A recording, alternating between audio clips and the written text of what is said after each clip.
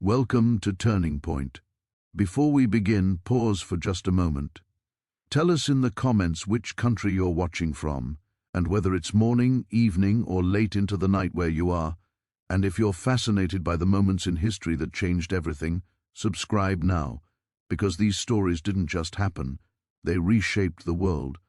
Tonight, we uncover a scandal so dangerous it threatened to tear apart Charleston's rigid social order in 1845, a wealthy plantation widow, a vow that defied every rule, and a man society swore she could never love, the brother of her own slave. This wasn't romance. It was the moment everything began to change. Charleston in 1845 presented itself as a masterpiece of refinement, a city that believed it stood at the very peak of civilization in the American South. Cobblestone streets echoed with the sound of carriage wheels, pastel-colored mansions stood proudly behind wrought-iron gates, and church bells rang faithfully, calling citizens to sermons about virtue, order, and God's will. To outsiders, Charleston appeared graceful, cultured, and deeply moral. But beneath this carefully maintained surface lay a reality built on silence, fear, and calculated cruelty. It was a city that survived by refusing to look directly at its own reflection.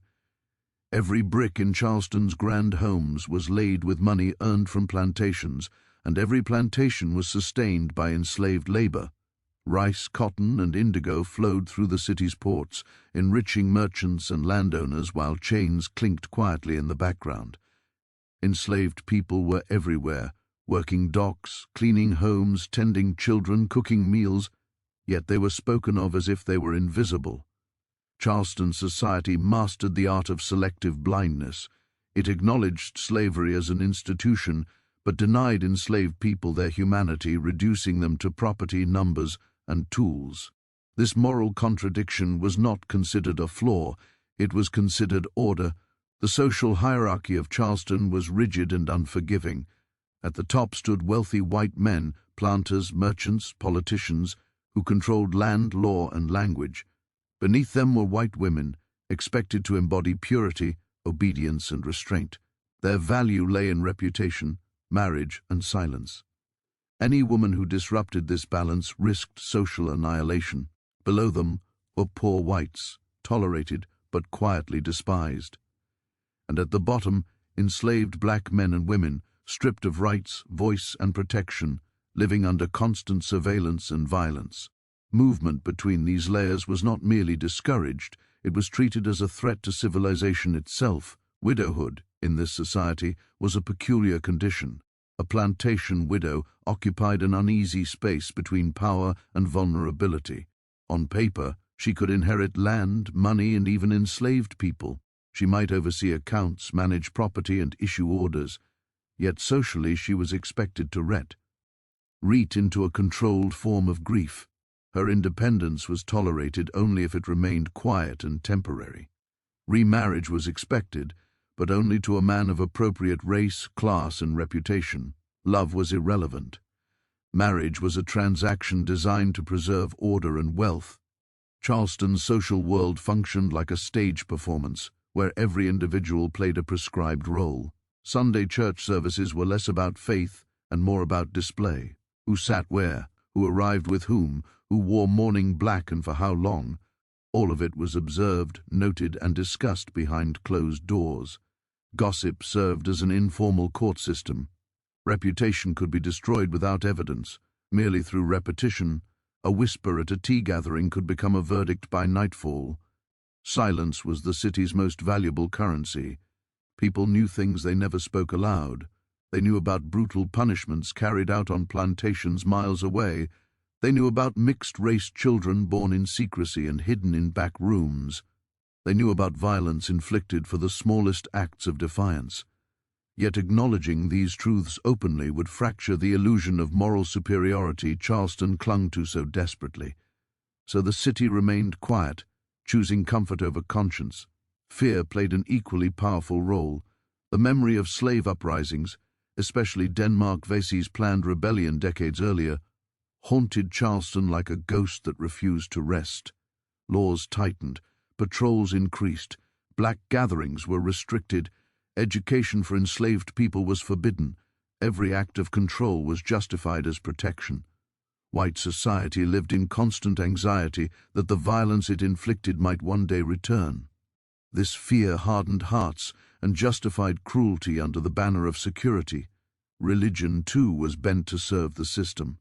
Sermons preached obedience and divine order, selectively quoting scripture to support slavery and social hierarchy.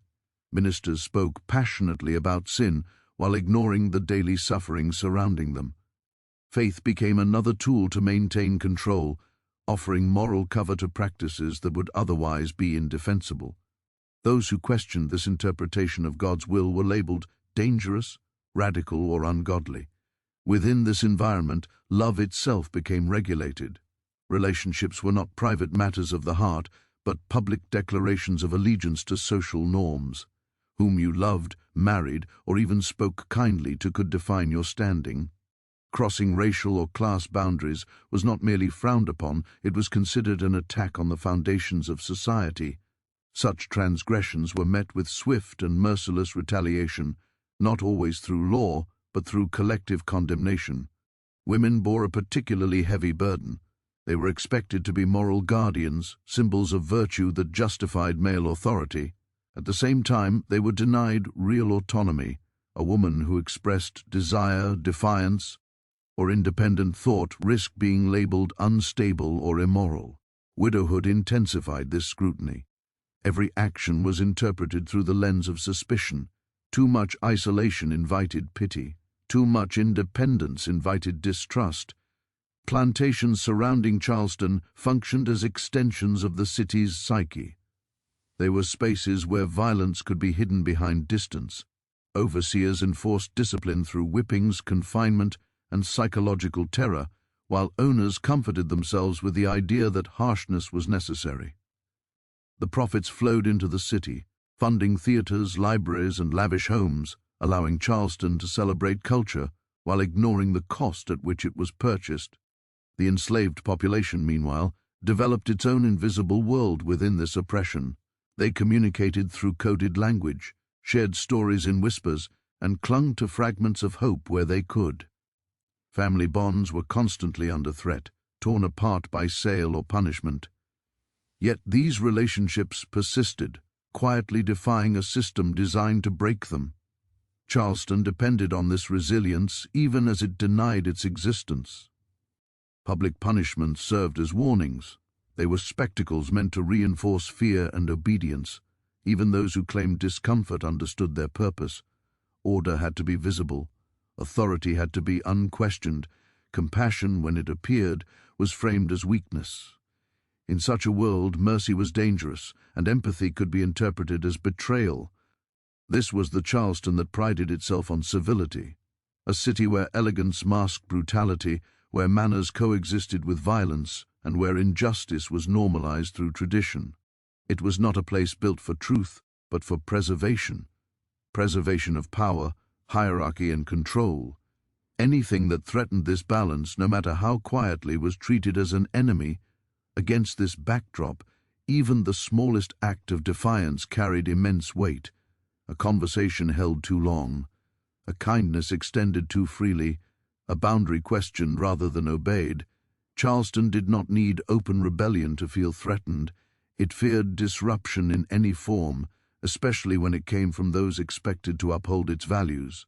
Understanding this environment is essential, because the story that follows did not unfold in a vacuum. It emerged from a society trained to punish difference and protect hypocrisy, a society where silence was safer than truth, and obedience was valued above justice. In such a place, a forbidden vow was not merely a personal choice. It was a direct challenge to an entire system designed to endure at all costs. Charleston in 1845 was more than a city. It was a machine finely tuned to maintain control, grinding down anything that dared to resist. And when that resistance came not from open revolt, but from love, quiet, determined, and undeniable, it exposed the fragility beneath all that carefully constructed power Margaret Whitmore had been. Unraised to understand the rules of Charleston long before she was old enough to question them. From childhood, she was taught how to sit, how to speak, how to smile without revealing too much, and, most importantly, how to obey without appearing weak.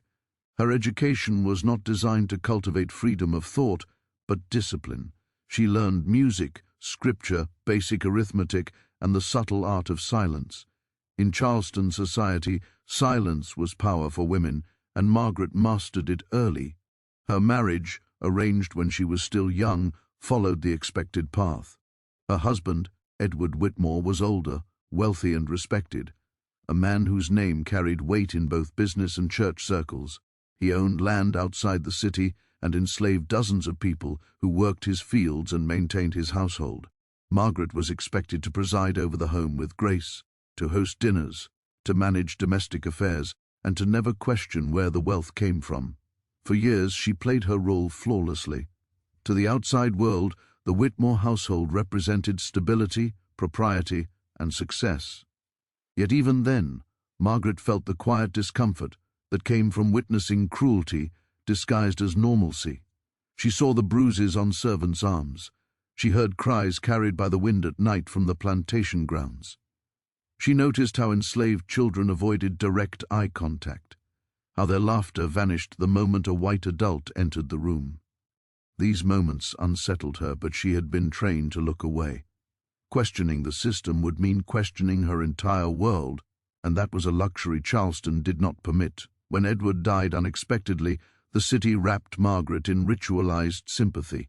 Black dresses, hushed voices, condolence visits that felt more like inspections than comfort. Widowhood elevated her status while simultaneously narrowing her freedom. People watched her closely now. Every decision she made was measured against expectation. She inherited property, wealth, and authority, yet her independence existed on borrowed time. Society assumed she would remarry appropriately and restore the familiar order. In the early months of her widowhood, loneliness settled into the Whitmore house like a thick fog. The silence was different now, no longer disciplined but empty. Margaret found herself lingering in rooms she once hurried through, staring out windows at fields she had never truly seen before. Grief softened her defenses, and in that vulnerability, her awareness sharpened. She began noticing individuals rather than roles, faces rather than functions. It was during this period that Samuel Hale became impossible to ignore. Samuel had been freed several years earlier through a complex legal arrangement involving Edward Whitmore and a debt owed by another planter. Unlike most freed black men in Charleston, Samuel remained close to the plantation because his younger brother Isaac was still enslaved there. Samuel worked as a clerk and assistant, hired out for various tasks that required literacy and discretion. He moved carefully through the world, fully aware that freedom in name did not mean safety in practice. Margaret first noticed Samuel not because he spoke out of turn, but because he never did. He listened attentively, responded thoughtfully, and carried himself with a quiet dignity that unsettled her. He was unlike the men she had been raised around, men who spoke loudly, asserted dominance, and expected obedience as a birthright. Samuel's presence was calm, measured, and deeply human. Their early interactions were brief and formal. Discussions about accounts, supplies, correspondence. Yet even these exchanges carried a subtle tension, not of impropriety but of recognition. Samuel did not avert his eyes in the way enslaved people were trained to do, nor did he challenge authority openly. He simply met Margaret's gaze with respect, not fear. That alone was enough to disrupt everything she had been taught. As weeks passed, conversations grew longer. Margaret asked questions she had never asked before, about Samuel's education, his thoughts on Charleston, his hopes for his brother. Samuel answered cautiously at first, aware of the danger inherent in honesty, but Margaret did not recoil. She listened, had relied on all her life rang hollow now. She realized that morality in Charleston was selective, that it condemned love across boundaries while excusing cruelty within them. Her decision did not arrive suddenly. It formed slowly, painfully, through countless moments of fear and clarity. She began to understand that obedience had never protected her. It had only preserved a system that thrived on injustice. If she continued to comply, she would live comfortably and die quietly, leaving the world unchanged. But Margaret Whitmore had reached the limits of silence. When she finally acknowledged her feelings, she did so without illusion. She did not romanticize the danger. She did not imagine society would soften. She knew exactly what she stood to lose: status, security, protection, reputation. Yet for the first time she also understood what she stood to gain: agency, truth, a life not entirely dictated by fear. Her refusal to obey did not manifest in dramatic declarations. It appeared in smaller, more radical choices. She dismissed suitors without apology. She challenged ministers who spoke of divine order while ignoring human suffering. She quietly improved conditions on her plantation, reducing punishments and allowing families more time together, acts that drew suspicion but also resentment. And most dangerously, she continued to see Samuel. Their bond deepened not through physical closeness alone, but through shared understanding. They spoke of injustice openly, of pain, of the future neither was supposed to imagine. Margaret began to see herself not as a benevolent overseer, but as a participant in a violent system. That realization changed her forever. Charleston noticed the change before it understood it. Margaret was no longer pliable, no longer eager to please. She moved through society with a calm defiance that unsettled those around her. Whispers began about her independence, her refusal to remarry, her strange ideas. The same people who once praised her restraint now questioned her stability. What they did not yet know was that Margaret Whitmore had already crossed an invisible line. In her mind, the rules that governed her life had lost their authority. She no longer believed obedience equaled righteousness. And once that belief was gone, the foundation of Charleston's control over her began to crumble. Her refusal was not loud, it was not public, but it was absolute. In choosing to see Samuel as an equal, in choosing truth over tradition, Margaret Whitmore committed the most dangerous act a woman in her position could commit. She decided that her life would no longer be dictated by fear, and in doing so she set into motion a chain of events that Charleston would never forgive, and history would try desperately to erase. Samuel Hale understood long before Margaret did that freedom in Charleston was fragile, conditional, and constantly under threat. Even with papers declaring him a free man, even with literacy and paid work, he walked through the city knowing a single accusation could destroy him. Freedom did not erase suspicion, it only sharpened it. Every step he took had to be measured, every word chosen carefully, because the same society that tolerated his existence was waiting for a reason to revoke it. What made Samuel's position especially dangerous was not just his race, but his connection to Isaac, his younger brother, still enslaved on the Whitmore plantation. That bond tethered Samuel permanently to a system he could never fully escape.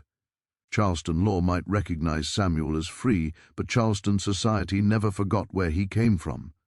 In their eyes, blood outweighed paperwork, and blood made him guilty by association. Isaac had been born into bondage and knew no other life. He worked the fields with quiet endurance, carrying the weight of exhaustion and fear like a second skin. The brothers rarely spoke openly on the plantation, understanding that closeness itself could be punished. But their connection was unbreakable. Samuel lived every day with the knowledge that his choices could directly affect Isaac's survival. This reality shaped everything he did, including his relationship with Margaret. When whispers began, unconfirmed at first, uncertain, Samuel felt the danger before it fully took shape. Charleston was skilled at sensing deviation. It thrived on intuition sharpened by prejudice, a look held too long, a conversation that lasted a moment more than necessary. These were enough to ignite suspicion, and suspicion, once ignited, rarely burned out quietly. For Charleston's elite, the idea of a white widow forming any kind of bond with a black man was intolerable. But the truth carried an additional layer of offense. Samuel was not just any black man. He was the brother of a slave still owned by that household. In their rigid moral logic, this meant Margaret was crossing not one boundary but several at once: race, class, ownership, and authority. It threatened the very language through which Charleston justified itself. To them, Samuel represented contamination, not because of who he was, but because of what his existence exposed. He was educated, controlled, moral. He contradicted every lie used to justify slavery. And by choosing him, Margaret turned that contradiction into a public threat. Samuel felt the shift in the city before anyone spoke it aloud. Conversations grew colder. Invitations to work quietly disappeared. White men who once nodded in passing now stared too long, as if memorizing his face. Free black acquaintances warned him to be careful. There were rumors, men meeting late at night, names being repeated in hushed tones. Charleston was preparing to respond, and Samuel knew what that response usually looked like. What frightened him most was not for himself, but for Isaac. Punishment in Charleston rarely struck directly at its supposed target. It struck where it would hurt most. Overseers suddenly found fault in Isaac's work. Task grew heavier. Rest became scarce. Whippings increased for minor infractions that had once been ignored. Samuel recognized the pattern immediately. The message was clear. If he did not retreat, his brother would suffer. This was how Charleston enforced obedience, not through law alone, but through emotional hostage-taking. Samuel wrestled with impossible choices. To distance himself from Margaret might protect Isaac, but it would also reinforce the system that demanded their separation in the first place. To continue seeing her risked everything: his safety, his brother's life, and Margaret's standing. There was no path without sacrifice. Margaret, meanwhile, began to understand the true cost of her defiance. For the first time, she witnessed how punishment extended beyond her control. She could reduce overseers' cruelty, issue orders, threaten dismissal, but the culture of vengeance ran deeper than individual authority. Even kindness became dangerous. The more she intervened, the more resistance she faced from those who believed she was undermining proper discipline. Charleston justified its violence through distance. Planters could pretend they were benevolent while brutality occurred just out of sight. Margaret's closeness shattered that illusion. By caring, by noticing, by refusing to look away, she disrupted the comfortable separation that allowed cruelty to persist without guilt. Samuel saw the toll this took on her. Her isolation deepened. Former friends avoided her. Ministers spoke to her with thinly veiled condemnation. Suitors withdrew, not out of disinterest, but out of fear that her reputation had become unstable. The city had not accused her outright, but it had begun the slow, deliberate process of erasure. For Samuel, the danger intensified daily. Free black men were often arrested on vague charges: loitering, insolence, lack of proper documentation. Jails were full of men who had broken no law except existing too visibly. Samuel began carrying his papers constantly, yet he knew paper would not stop a mob if it chose violence, and yet, despite all this, he did not withdraw. What bound Samuel to Margaret was not recklessness, but recognition. In her refusal to obey silently, he saw a mirror of his own quiet resistance. She did not claim to be his savior. She did not speak in the language of ownership disguised as protection. She listened. She learned. She accepted discomfort as the price of truth. That alone separated her from everyone else. Their bond existed in stolen moments and restrained gestures, never careless, never loud. They understood that survival depended on discipline, but discipline did not mean denial. It meant choosing each other fully, even when the cost was terrifying. Charleston, however, demanded submission, not discipline. When the rumors reached their sharpest point, the city's response became more organized. Legal pressure emerged first. Margaret faced challenges to her management of the estate. Its were requested. Complaints were filed anonymously. Business partners suddenly questioned her judgment. Each action alone seemed minor. Together they formed a siege. Samuel was confronted more directly. He was warned, politely at first, then with threat. Men reminded him of his place, of the danger of forgetting it. They invoked Isaac's name without subtlety. The cruelty of it was deliberate. Charleston wanted him to understand that love was not merely forbidden, it was punishable. Isaac bore the consequences in silence. He could not speak against his overseers.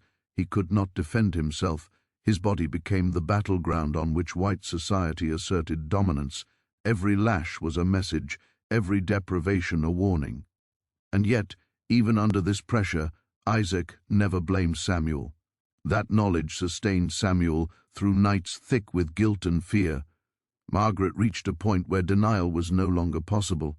She could retreat, preserve what remained of her status, and allow the system to reassert itself, or she could confront the truth fully and accept the consequences. Charleston expected her to choose survival. It underestimated her resolve. What made the situation unbearable for the city was not that Margaret loved Samuel, but that she refused to hide behind hypocrisy. She did not present their bond as a mistake or a lapse in judgment. In private conversations with those who confronted her, she spoke with calm certainty. She did not argue theology. She did not plead ignorance. She simply refused to accept the moral framework Charleston imposed. That refusal was more dangerous than rebellion, because rebellion could be crushed.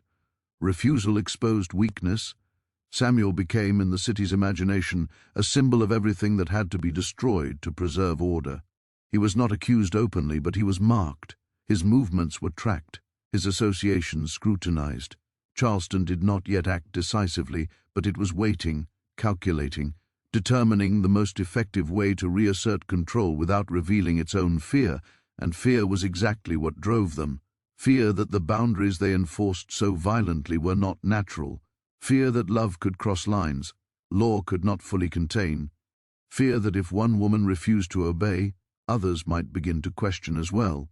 Samuel understood that the brother he could never own, the brother he could never free with money or words, was being used as leverage against him, and in that realization he saw the system clearly for what it was, not a structure of order, but a machine of coercion, sustained by suffering and silence. The tragedy was not that Charleston hated Samuel and Margaret's bond. The tragedy was that it understood exactly why it had to.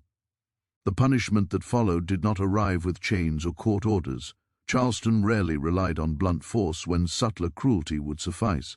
What unfolded instead was something far more precise, far more devastating, a slow, calculated dismantling of lives carried out under the cover of respectability. No one announced it, no one signed their name to it, and yet everyone participated. For Margaret Whitmore, the first punishment was isolation.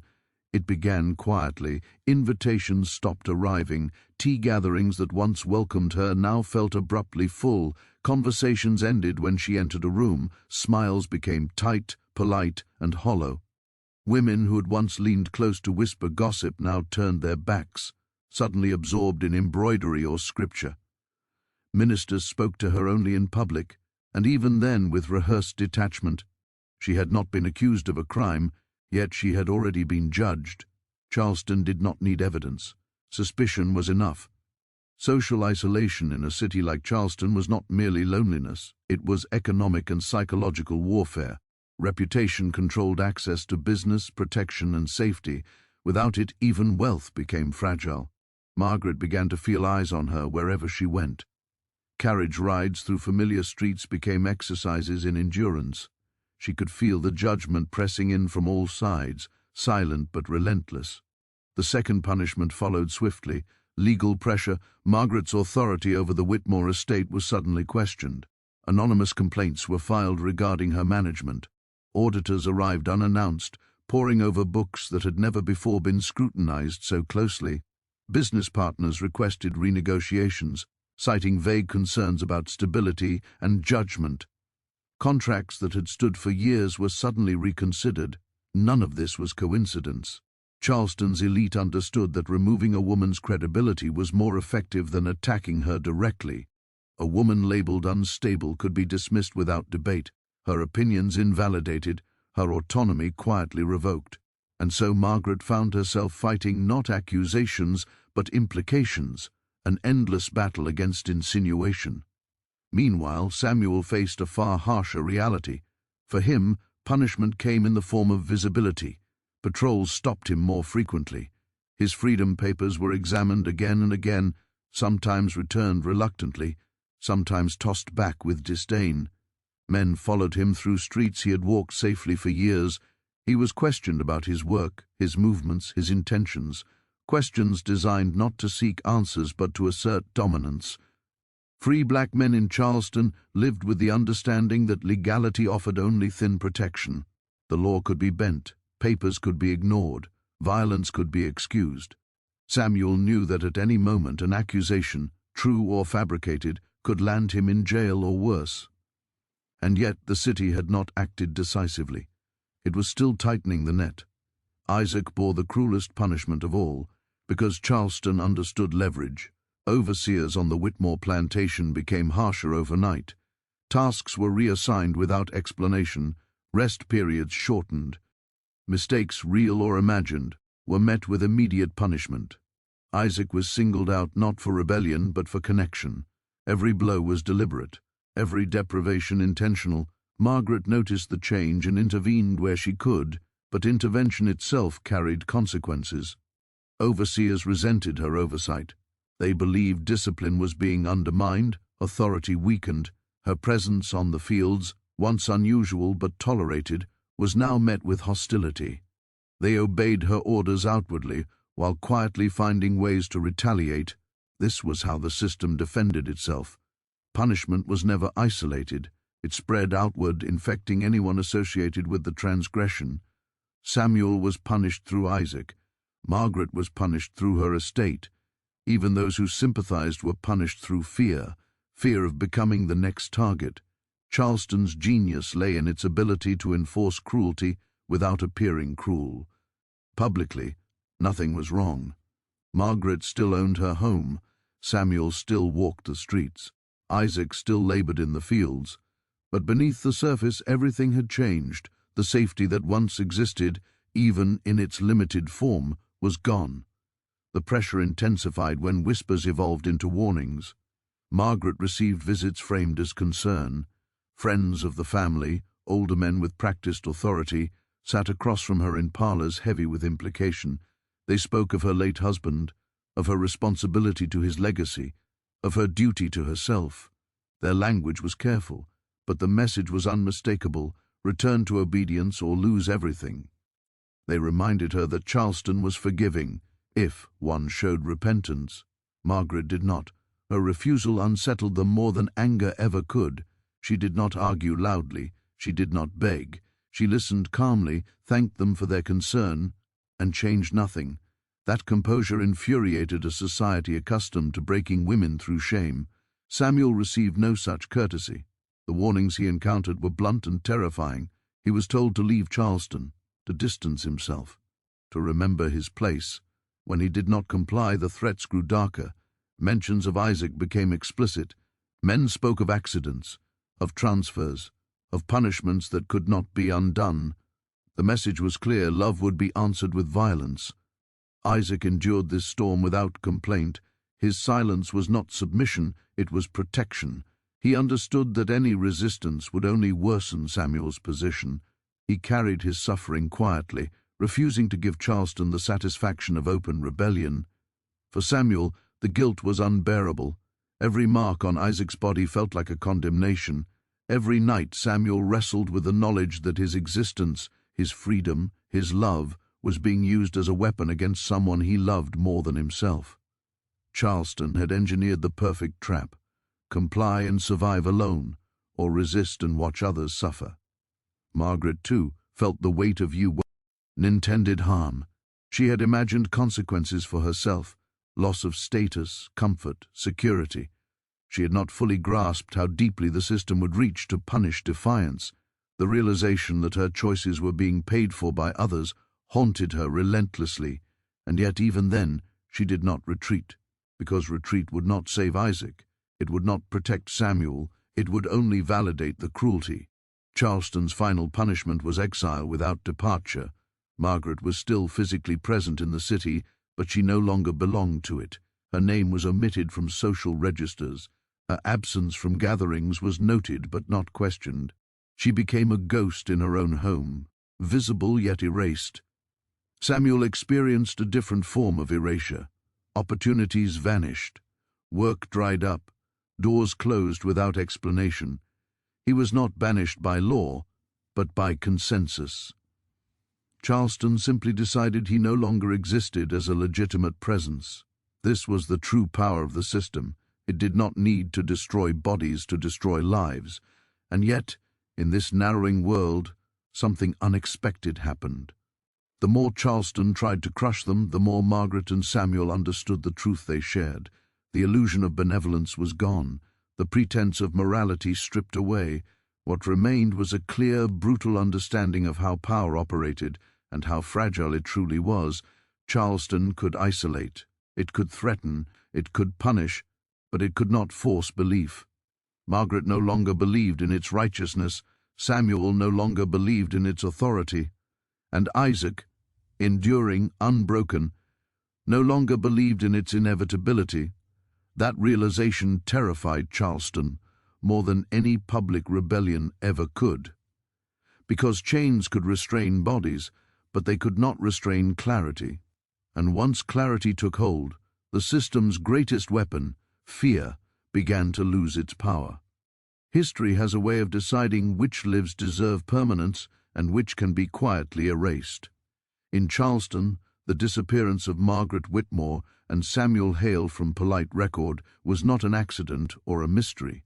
It was a deliberate act of forgetting. Their names did not vanish because nothing happened. They vanished because too much had happened, because their existence challenged a story the city needed to keep intact. And so, like many truths that threaten power, their story was pressed down into silence. In the months following Charleston's unspoken verdict, the Whitmore estate began to change hands in subtle ways. Legal entanglements multiplied. Trustees appeared where none had been needed before. Advisors offered assistance that felt more like supervision.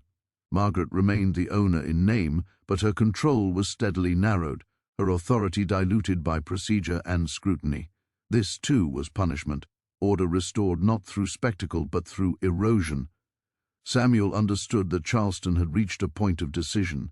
The city would not tolerate prolonged ambiguity. Either he would be removed or the pressure would escalate until something broke. Staying meant accepting a future defined entirely by surveillance and threat.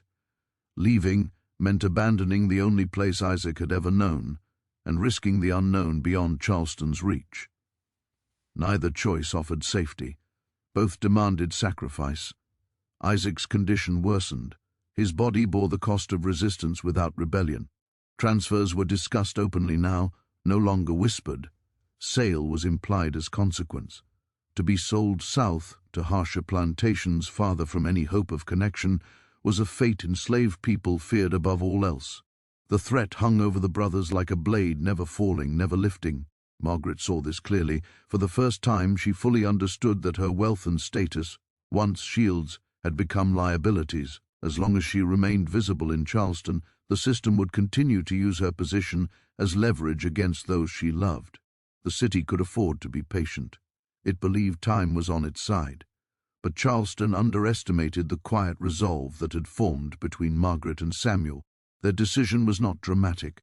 There was no public declaration, no final confrontation, no plea for understanding. That was not how survival worked in a place like Charleston. Instead, plans were made in fragments, through trusted intermediaries, cautious conversations, and long nights spent weighing every possible outcome. Margaret arranged the sale of portions of her property under the guise of financial prudence. Funds were redirected, accounts simplified, assets converted into forms that could travel. She did this with the same composed efficiency Charleston had once admired, now turned toward escape rather than preservation. The irony was not lost on her. Samuel, meanwhile, prepared for disappearance.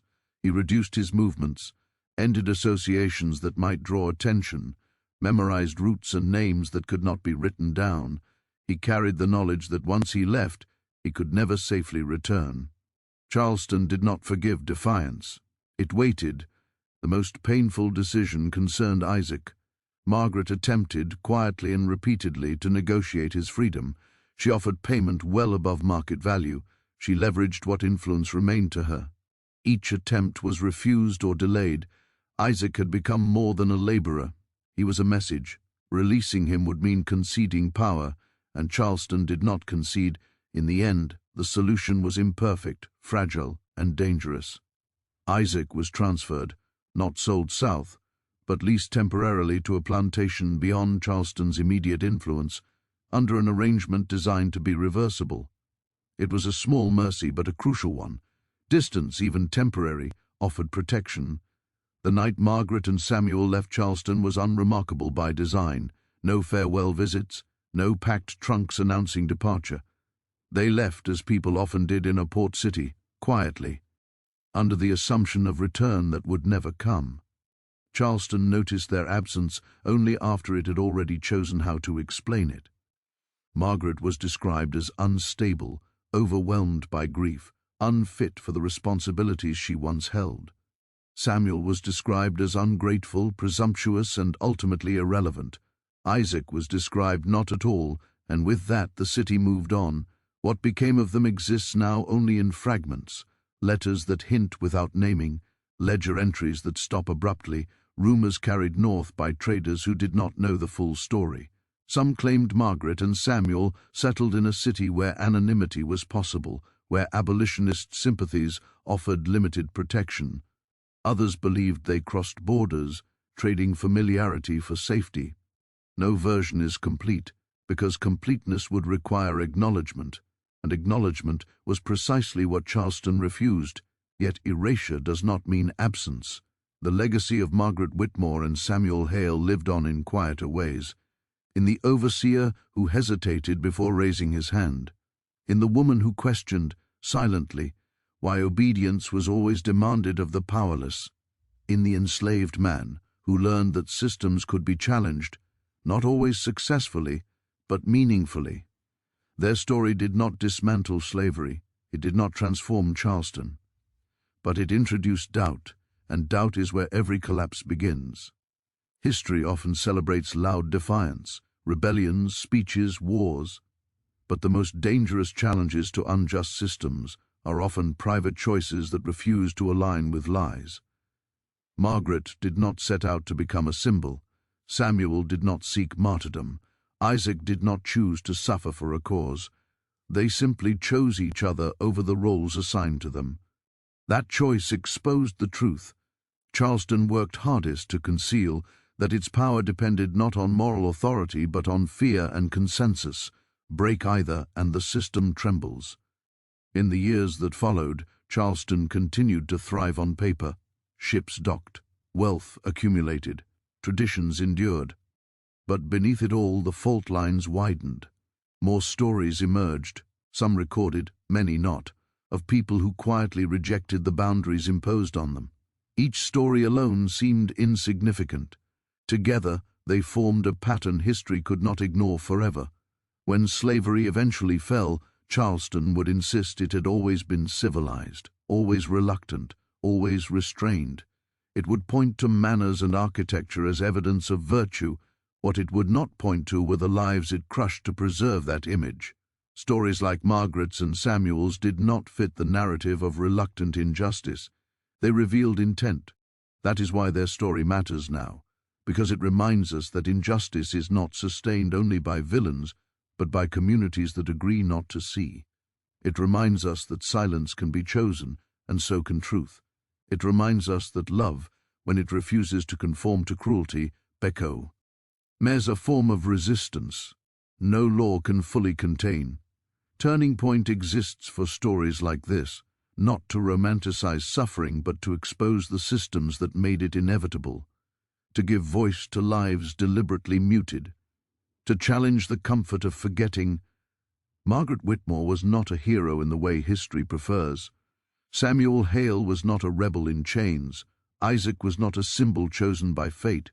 They were ordinary people placed inside an extraordinary cruelty who refused, quietly, imperfectly, to let that cruelty define them. Charleston tried to erase them. History almost succeeded. But truth has a way of resurfacing, cracked, fragmented, undeniable, and once seen clearly, it cannot be unseen. If this story disturbed you, good. If it made you angry, even better, because injustice survives only when silence protects it. Like the video, subscribe to Turning Point, and tell us in the comments, do you believe love can truly defy systems built on cruelty, and should stories like this have been taught instead of hidden? Until next time, stay curious, stay uncomfortable, and never stop questioning the past.